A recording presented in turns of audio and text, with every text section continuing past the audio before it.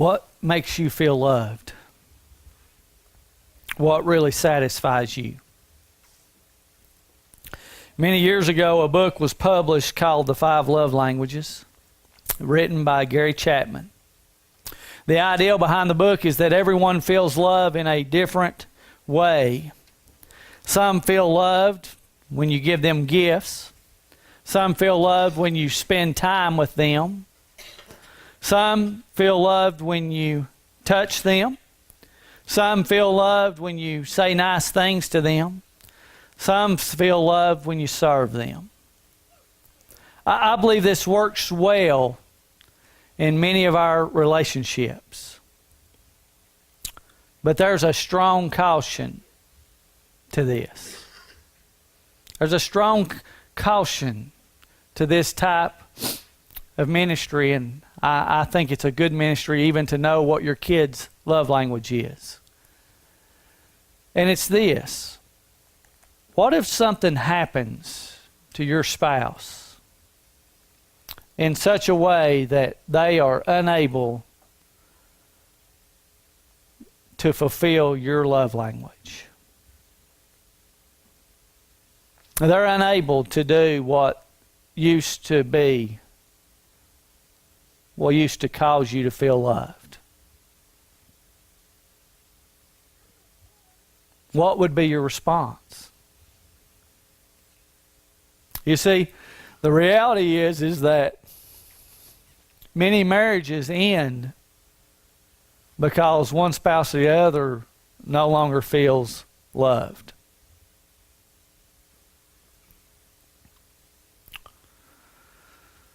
And when you can't do that, so why is that though? It's because we become more in love with what our spouse can do instead of who our spouse is.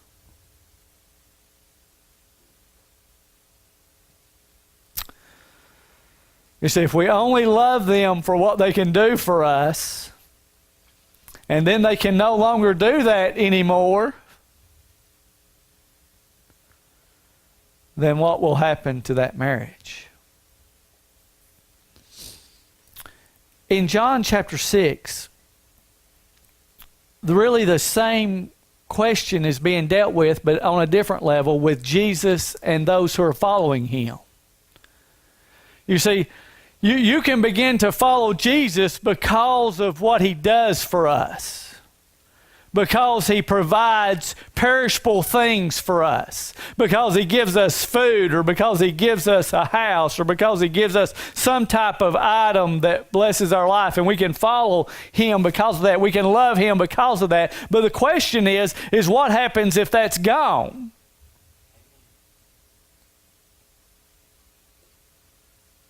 If that's taken away, if the monetary things are gone, if the relationships disappear because of a death,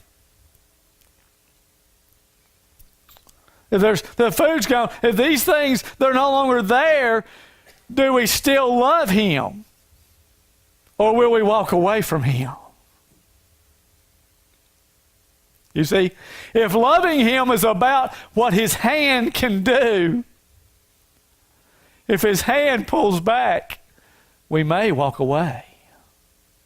But if loving Him is because of who He is, it doesn't matter whether His hand provides or not. We're going to follow Him all the way to heaven's door because of who He is. So in John chapter 6, we see this really played out. It's a long verse. It's 71 verses. Y'all pack a lunch.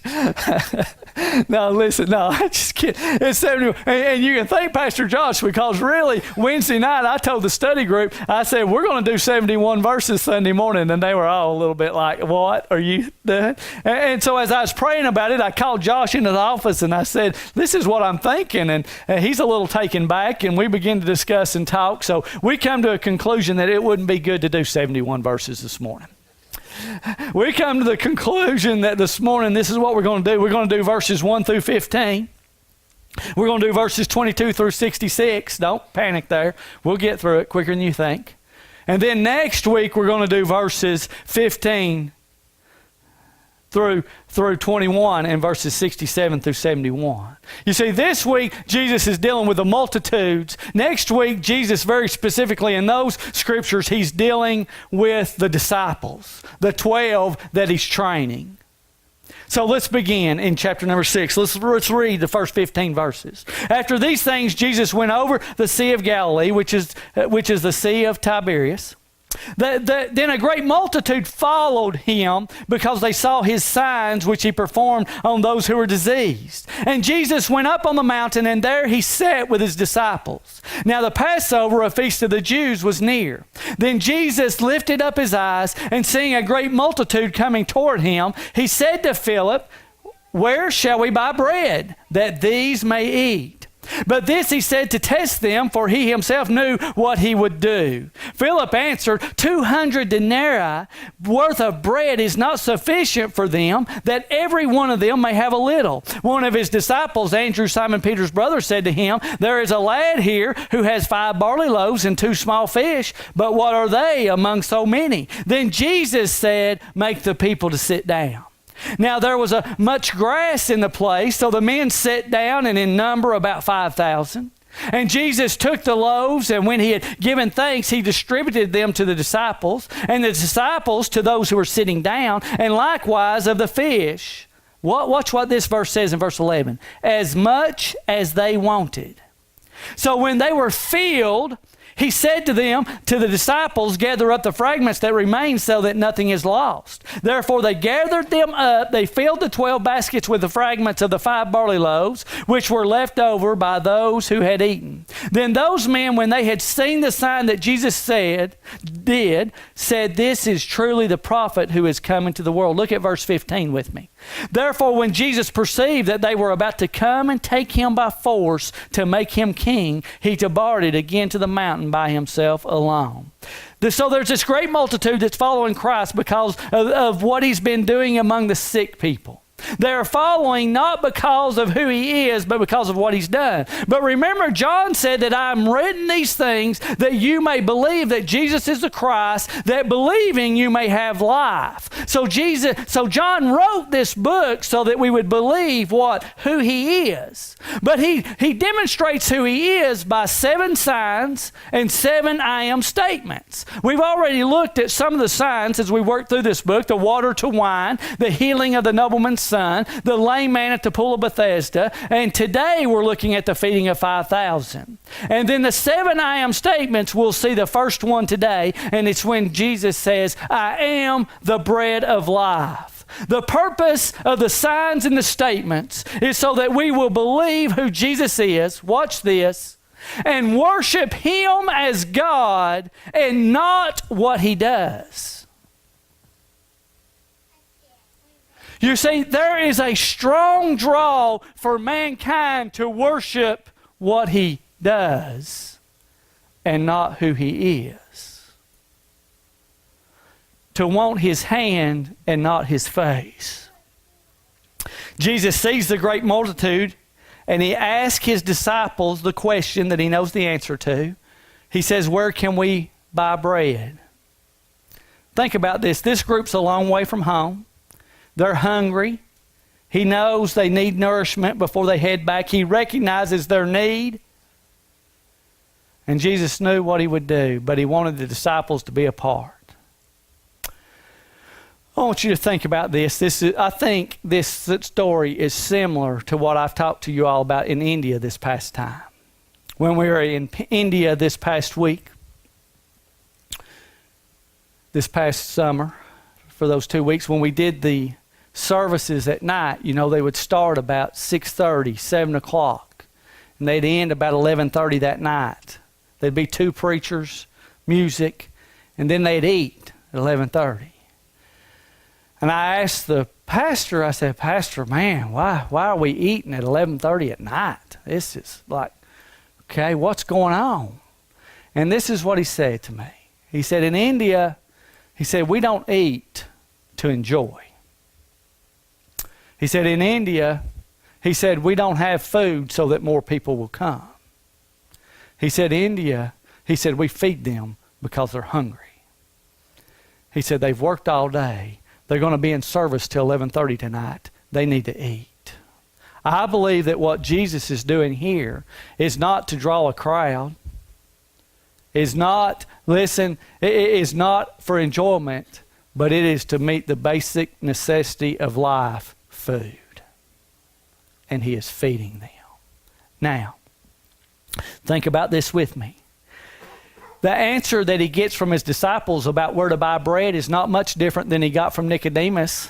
Nicodemus said to Jesus, how can I enter my mother's womb again? It's not much different than he got from the woman at the well. The woman at the well said what? She said, Jesus, you don't have a bucket to draw with.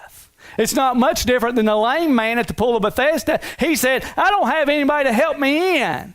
Philip, literally the same kind of deal, says, listen, I want you to get this. 200 days worth of wages would not feed this group of people. 8 months worth of wages would not feed this group of people.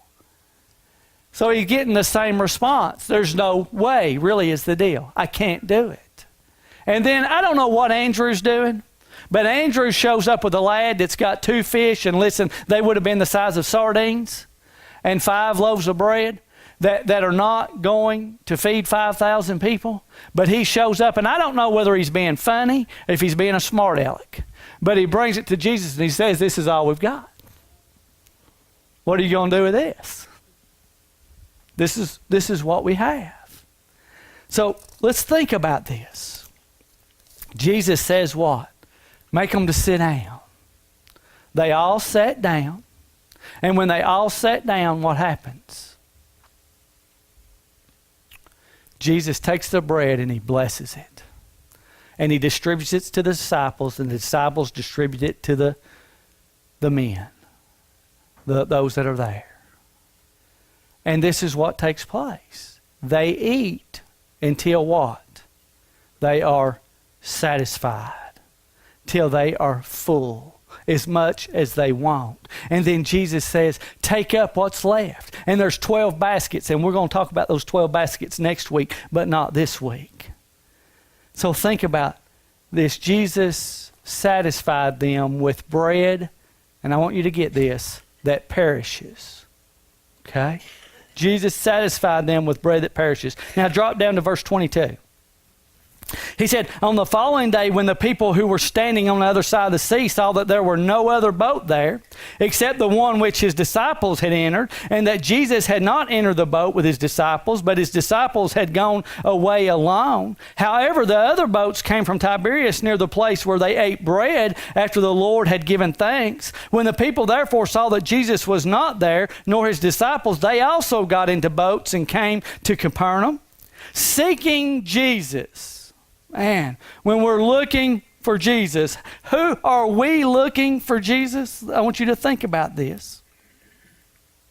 And when they found him on the other side of the sea, they said to him, Rabbi, when did you come here? And Jesus answered them and said, most assuredly I say to you, you seek me, not because you saw the signs, but because you ate of the loaves and were filled. He said, you don't seek me because of the signs, for the signs would reveal who I am. You are seeking me because I fed you perishable bread. I fed you bread that would have been bad the next day.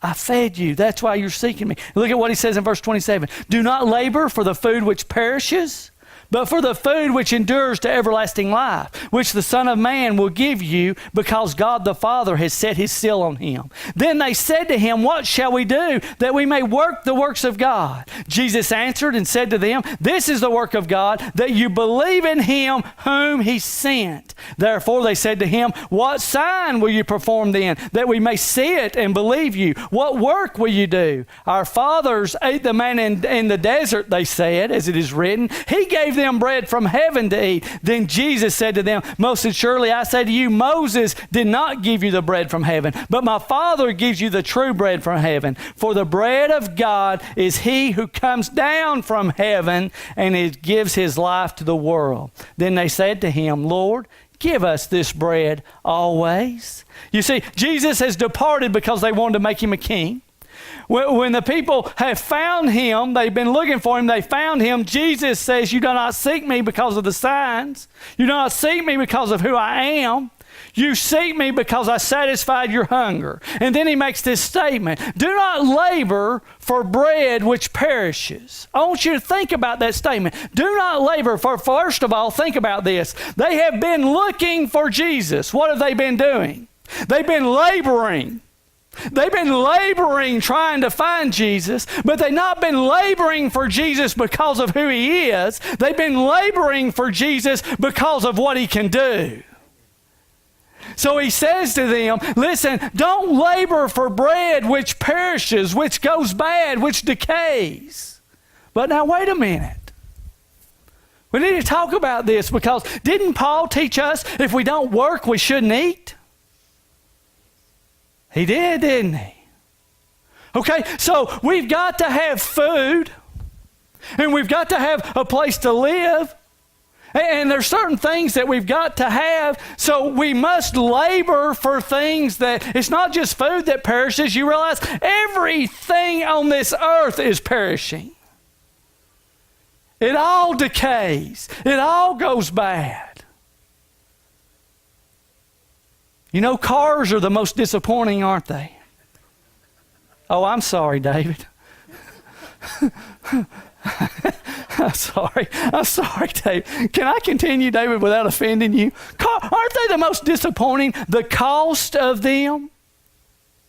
They cost so much, then they depreciate so fast, and then they tear up before they're ever paid for. Oh, I'm sorry, David. David will fix it for you, though. But isn't it everything? He said, but don't labor for what perishes. But we've got to labor, right? For what perishes. So what's his point here? Well, what were they doing? They wanted to labor for what perishes. They didn't want who? They didn't want him. He said, you're not seeking me for me. You're seeking me in order that you may have your bellies full again. I need you to seek me for me. Listen, this is what Jesus is saying to them, and I want you to get this statement. If we live lives to where we labor just day in and day out for things that are going to perish, our life is going to become very boring, meaningless, and without purpose. It's just like, what am I doing? I just keep laboring. I just keep buying, and it just keeps tearing up. Just keeps breaking, keeps going bad to the point that now I'm going to have to replace it. What am I doing? He gets sick of laboring for stuff that perishes. So what does Jesus say? You've got to labor for stuff that perish because we live in this world and we got to live in this world. And we got to have needs. But this is what Jesus says. But in the midst of laboring for what perish, what will satisfy you, what will bring you fulfillment, what will really be everlasting is for you to have a pursuit, not for what Jesus can do, but for the person of Jesus himself, to pursue him with all of your being, with all of your heart, with all of your strength, to pursue him, for it's everlasting and it's fulfilling and it's satisfying. And life will not be as boring and meaningless and without purpose. It'll be really quickly becomes an adventure. But he goes on to say, they say, okay, Jesus, if you're the one, give us a sign. You know? I want you to think about that. They've just been fed. They've just been fed 5,000, right? They've just been fed. They probably heard about the lame man at the pool of Bethesda. They probably heard about the nobleman's son. They probably heard about the water at the wine. I don't know. They probably witnessed him driving them out of the temple. They've seen many things that he's done. They know he's been healing the sick. But what does he say? What did they say to him? We need a sign. Why did they need a sign? I want you to get this. Why did they want a sign? Because having a king who can provide you food, or having a king who can provide you health care, In our nation, it would be a president. Having a president who can provide you food, having a president who can provide you health care is very different when Jesus says, but listen, you need to believe, if you want to work the works of God, you need to believe in the bread of life that came from heaven to earth. Why is that so different? Why is it so different? And they knew it was different. That's why they wanted a sign. They knew, because if Jesus is saying, man, you come from heaven, that means you're God. That means you're deity. And if your deity come from heaven, that changes everything for us, because that means that our sin has to be dealt with. That means that my life has got to be placed on the line. It means if you're God, that changes everything. But if you're just a man who can provide me food, if you're just a man, listen, who can provide me health care, that's what I really want, because I don't really want to deal with my sin. I don't really want to acknowledge a God. I really want to be God myself. That's what they're saying. That's what they're dealing with. I really want to be in control of my life. Do you know how radically different it is for a man to be able to provide us food and to be able to heal somebody than for him to be God, who has the power to pay for our sin, who has the power for those who believe in him to place them in eternity with him forever, but also has the power for those who don't believe in him to place them in hell forever? That's the difference. That's what we're looking at here. That's what they know. And they're saying, I don't know if I want this. That's all power. Let's move. It's radically different, isn't it? Look at verse 35. And now Jesus says that he is the bread. Look at what he says. He says, I am. They said, give us the bread. We want the bread. Jesus says to them, I am. This is the first I am statement in the book of John. I am the bread of life. He who comes to me shall never hunger. He who believes in me shall never thirst. He said, I fed you all with bread that perishes yesterday, and today you're looking for me because you're hungry again. He said, but what I'm telling you, he said, is that I can give you a life. Listen, that's eternal and everlasting and forever fulfilling and forever satisfying. And you won't continue to be looking. I am the bread of life, that you won't hunger. Look at verse 41. Then the Jews complained about him because he said, I am the bread which came down from heaven. Look at verse 48. Jesus says it again. I am the bread of life. Your fathers ate manna in the wilderness and are dead. Can you imagine the boldness of this? Did you realize what he's saying about Moses right here? You see, this is what the Jewish people still feel about Moses today. You could take your greatest president, your greatest preacher, and the greatest person that you know and put them all into one, and they would not live up to even a little bit of how the Jews think about Moses. So what Jesus is saying to them is, listen, Moses gave them bread, but I'm telling you, they died. What is he saying? He said, I'm greater than Moses. That's what Jesus is saying. He says, I'm God. Moses was just a man. Look at verse 50. This is the bread which comes down from heaven, that one may eat of it and not die. I am the living bread which came down from heaven. If anyone eats of this bread, he will live forever. And the bread that I shall give in my flesh, which I shall give for the life of the world. I'm giving my life. Do you realize this? I want you to think. I want you to understand this. Everything good, every joy, every satisfaction, every pleasure that we ever experience on earth is just a taste, an appetizer of what Jesus has to offer us. Every time you have a moment of joy, Every time you have a moment of pleasure, every time you have a moment of satisfaction, you realize that all good and perfect gifts come from above.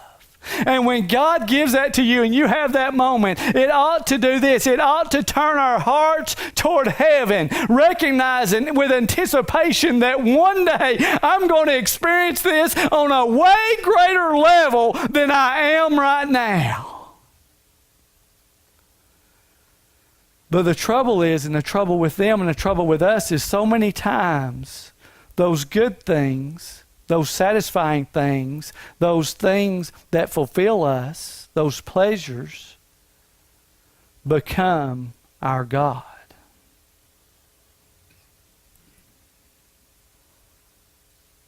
And we look to them for satisfaction. We look to them for fulfillment. We look to them instead of to Him. So watch. They are struggling some. Look in verse 53. Then Jesus said to them, most assuredly, I say to you, unless you eat the flesh of the Son of Man and drink His blood, you have no life in you. Whoever eats my flesh and drinks my blood has eternal life, and I will raise him up at the last day. For my flesh is food indeed, and my blood is drink indeed. He who eats my flesh and drinks my blood abides in me, and I in him. As the living Father sent me, and I live because of the Father, so he who feeds on me will live because of me. This is the bread which came down from heaven, not as your fathers ate the manna and are dead. He who eats this bread will live forever. These things he taught in the synagogue at Capernaum. Watch this. They're not getting it, but they're asking the right question, really, and a question that we may be asking. How does this man give us his flesh? Listen, when Jesus is talking about us eating his flesh and drinking his blood, listen, he's not talking about cannibalism. He's not. He's using an illustration about what? Bread. He just fed the 5,000 and it was fulfillment. He's saying, I am bread for heaven that gives eternal fulfillment, that gives eternal satisfaction, that gives you eternal pleasure. I am that bread. That's what he's talking about. Remember what he said in verse 35? In verse 35, he said this. He said, I am the bread of life. He who comes to me shall never hunger. He who believes in me shall never thirst. So the bread of life that we partake of, the bread of life that we eat, the juice that we drink, listen, that representation of his body and his blood, how do we partake of that? We do it by coming to him. We do it by receiving him. We do it by believing in him. Okay? That's what he's talking about here. So let's go further. And in the midst of this, what is he doing? He's not only using it as an illustration for the bread, but he's using it to institute the Lord's Supper. He's using it to institute communion. This is what he says, and we're going to take communion this morning. And this is what he's saying. He's saying, when you take this bread,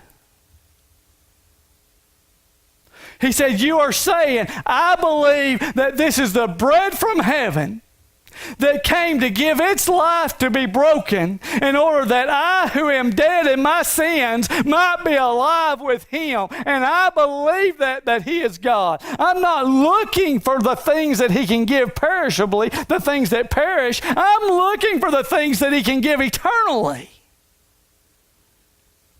When we drink his blood, when we drink the juice in representation of his blood, what we're saying is, I believe that this blood was shed for the remission, to take care of my sin, not somebody else's sin, my sin. We're sinners because we sin, not because Adam and Eve sinned. It's been pronounced upon us. Let's get that right. But let's not act like if they hadn't a sin, we wouldn't either. Okay? Let's not act like that, because we would. I love what I can't get past what Josh read a couple of weeks ago about the guy who said, I am such a sinner that my prayers need repenting, my preaching needs repenting, my repentance needs repenting of.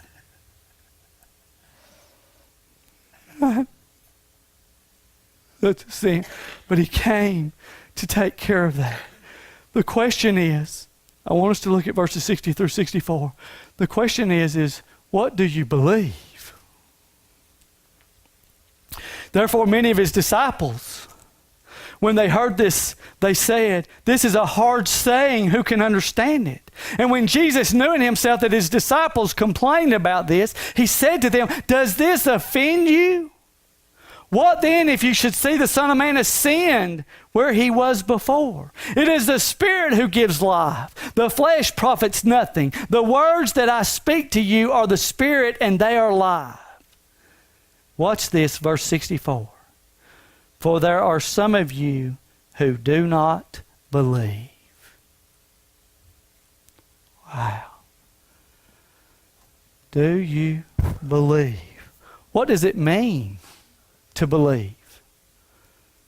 What does it mean to believe? Will you not check out with me yet this morning? I'm coming to the end. Don't check out yet. What does it mean to believe? Listen to me. Thinking about Jesus is not the same as believing. Knowing facts about Jesus is not the same as believing. Understanding how Jesus saves a person is not the same as believing.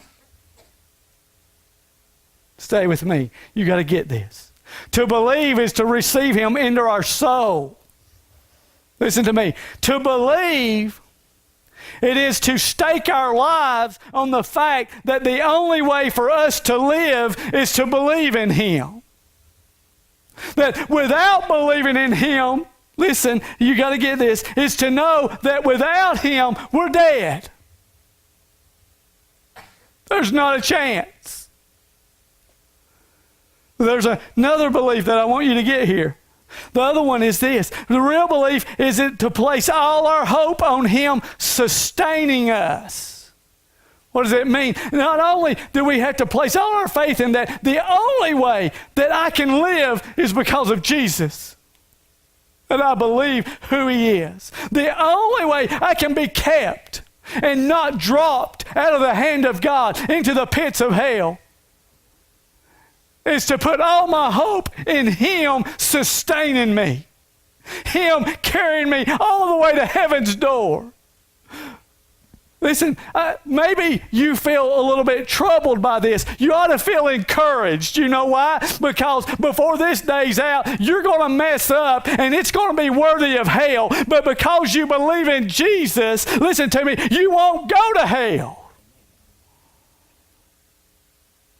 But see, many of us have forgotten that we do things on a regular basis that's worthy of hell. But because he sustains us, because he holds us in his hand, because he carries us through, we don't have to be dropped in the pit that we really deserve. That ought to be shouting grounds for the believer.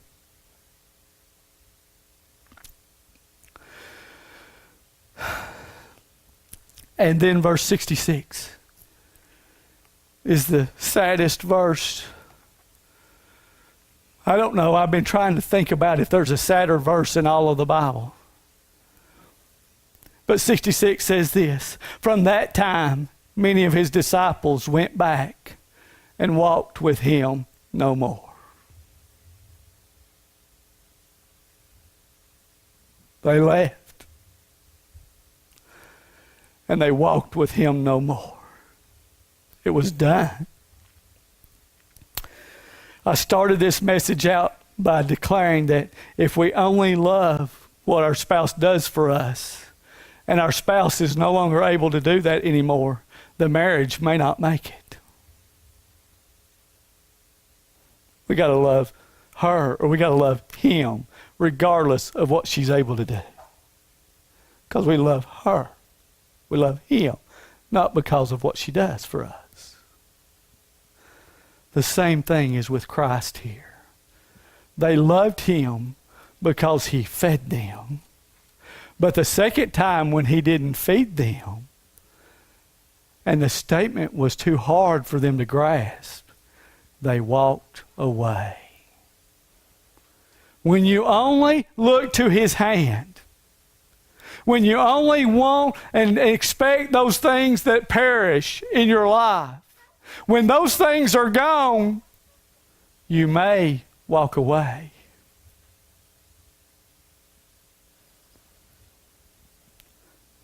Many people have walked away. Would you think about this with me? One day you may be disappointed. I want you to get this. Why are we disappointed when something doesn't go right in our life? The honest truth is this. Because we feel like that we're good enough or have done enough good that God owes it to us, that we've placed Him in debt. Listen to it. God owes us nothing.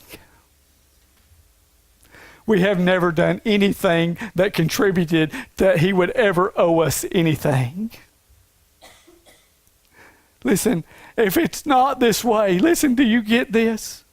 Do you understand the ugliness of our sin? Do you understand that if it wasn't for the ugliness of our sin, if it wasn't for our inability to be holy, if it wasn't for our inability to be what God wants to be, we would never understand His grace and His mercy. But because of His grace and mercy, we are sustained. I want you to look at Romans 1:25 with me. It's on the screen. Paul wrote this about the lost world. He said, who exchanged the truth of God for the lie and worshiped and served the creature rather than the Creator, who is blessed forever. Amen.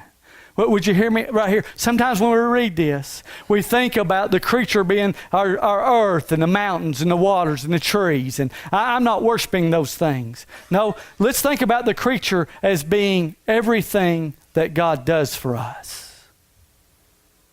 Everything that He provides for us, whether it's monetary money, whether it's a relationship with a child, whether it's a relationship with a man or a woman, whether it's a home or a car, whether it's some kind of pleasure, everything that He provides that result in goodness and pleasure in our life that come from heaven are a creature. And God said that we exchange the truth of God. Paul said we exchange the truth of God for a lie, and we worship those things rather than the one who provides those things.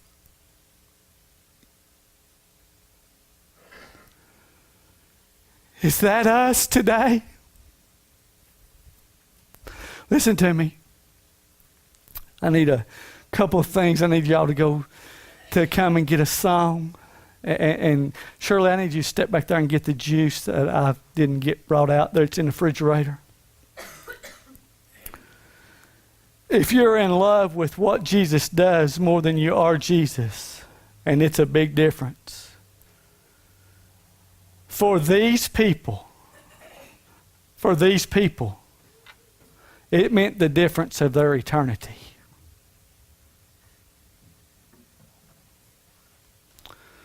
Listen to me, this is a big deal. It meant the difference of their eternity. For those that believed no more and walked away. For those that remained, those disciples, and we'll see it next week, that they believed that He was the Christ. And we'll see it next week. What does it mean when you believe? This is what it means. The psalmist said it best. The psalmist said, in His presence is fullness of joy and pleasures forevermore. Did you get that? In His presence is fullness of joy and pleasures forever, complete satisfaction, complete fulfillment. It comes from Him. But what about those that walked away?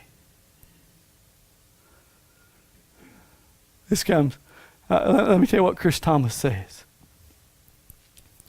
Chris Thomas says that they will end up in a hell, listen, to where there's not a single drop of joy, not a single drop of satisfaction, not a single drop of pleasure, not a single drop of fulfillment. But Revelation 14 describes it as that torment, the smoke of their torment forevermore comes up before the Father. we must seek His face. We're going to take communion. And we're going to do it. I know it's going to be different than what some have seen it before, and I know that, but it's okay. Because this morning, to take of the bread, I think you ought to come to Him. I think you ought to come to Him. And when you come to Him and you take that bread, you know what you're saying? You're saying, I believe that you're the bread from heaven. I believe you're a God that has the power to either place me in heaven or to place me in hell. I believe that you're the God who has paid for the sin so that I can be free from not only the penalty but the power. I believe that. And I'm going to take this bread and I'm going to drink this juice, believing that you are who you said you are. But maybe today, you don't believe. Wow. I hope the Spirit of God has convinced you. I can't, but I hope He has convinced you to say, I need to believe today. This thing needs to be real in my life today. I need it. I want them to sing just a moment. I just want you to remain seated and just think within your heart and your mind as they sing just one portion.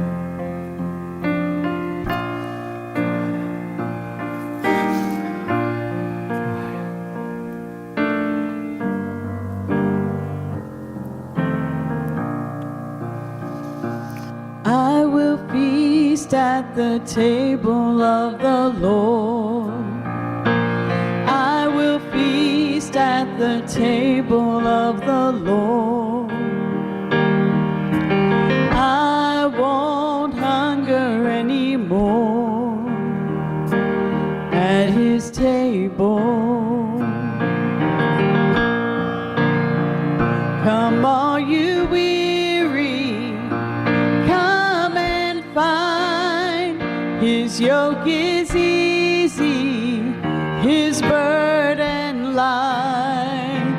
He is able, He will restore at the table.